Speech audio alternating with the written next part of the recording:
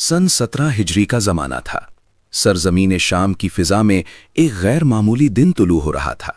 बैतुल मुक़द्दस के दरवाजे एक ऐसे हुक्मरान के इस्तक़बाल के लिए खुलने वाले थे जिसकी सादगी ही उसकी अज़मत थी।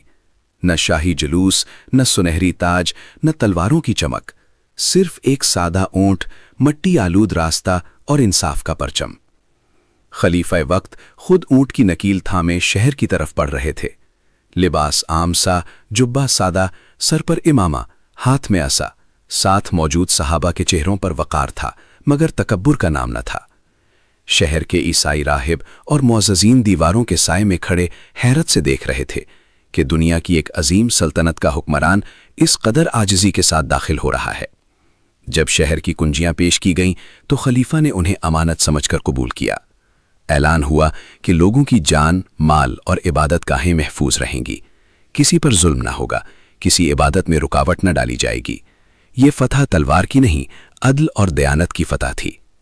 इस दिन तारीख ने देखा कि असल अज़मत महलात में नहीं, किरदार में होती है। और यही वो लम्हा था जब बैतुल मुक़द्दस ने ताकत नहीं, इंसाफ के साए में सुकून पाया।